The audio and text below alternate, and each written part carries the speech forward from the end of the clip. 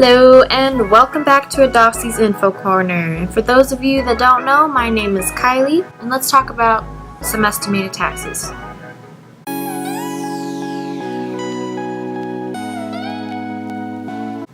Alright, so you might be asking, why are we talking about estimated taxes today? Well, I just learned a little bit about them, a little bit more this week, and I just wanted to share my thoughts on them. So, we all know that each paycheck we get, taxes are pulled out and sent to the IRS, right?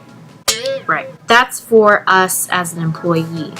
Now, as an employer, employers are responsible for quarterly estimated taxes, meaning they have to take taxes out of our paycheck, out of their paycheck, and they have to pay not only income taxes, but Social Security and Medicare as well.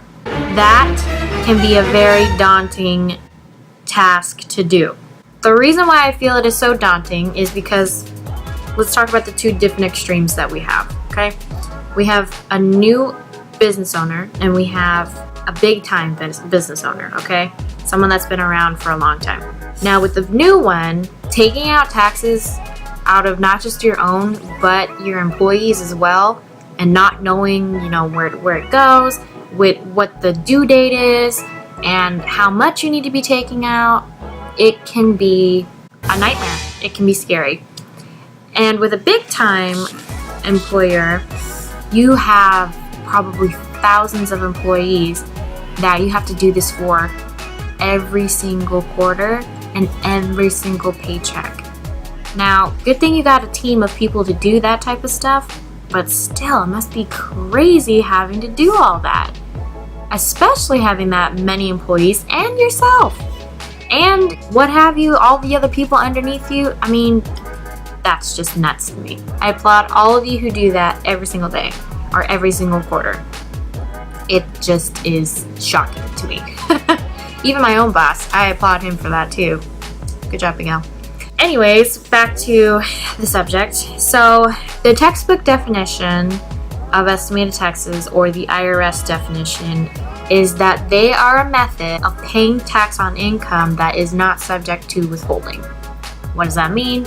Well, as an employee, you are given a W-4 form. That form is letting your employer know how much money you want withheld from your paycheck, so you can get a little bit more each paycheck, or if you don't want any money withheld, you put a 0, and based on that, they calculate how much money how much money they need to be taking out for taxes as well.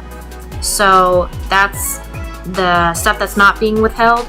They have to calculate how much money they need to be taking out for just taxes alone.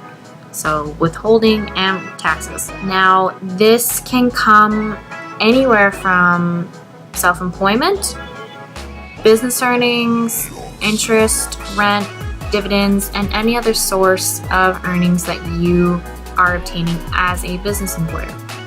And with being a business employer, because you have to pay much more into taxes, along with self-employment taxes, you can be subject to paying anywhere from 15 to 40% of your adjusted gross income. Now, to a new business owner, that alone could just drive anyone crazy because you're not used to paying that much into taxes. But that's how it works. So having knowledge and researching exactly what I'm doing definitely helps, with the mental trauma you're going through when figuring all this stuff out as a new business employer. But there is one good thing about it. One good thing. When you do file your taxes at the end of the year, you as a self-employed business owner are able to deduct half of your self-employment taxes. So saving money a little bit there. But you have to wait till the end of the year to do that. Now, the reason why the IRS does these quarterly payments is because, picture yourself as a business owner. You don't want to wait for all of your money at the end of the year, right? You want to be getting it in increments, or at least, have a schedule set up with a client for them to pay you back the money that they owe you. And the IRS is just doing the same thing with the quarterly estimated taxes. But it can be difficult and it can be hard for a business owner to keep track of and calculate and do all that stuff for, especially with the magnitude or multitude of employees that you have, along with being responsible for yourself. So I hope this information helps anybody who wants to become an entrepreneur, a small business owner, whatever you want to do.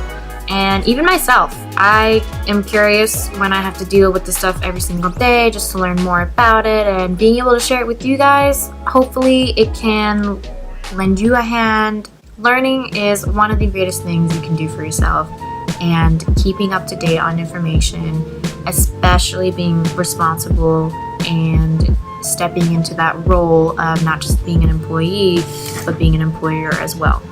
Let me know what you guys thought down in the comments below. Thank you so much for watching, you guys, and keep it pushing. Drink your coffee. We're gonna take over the world. Have a good day, guys. I will see you in the next video. Bye.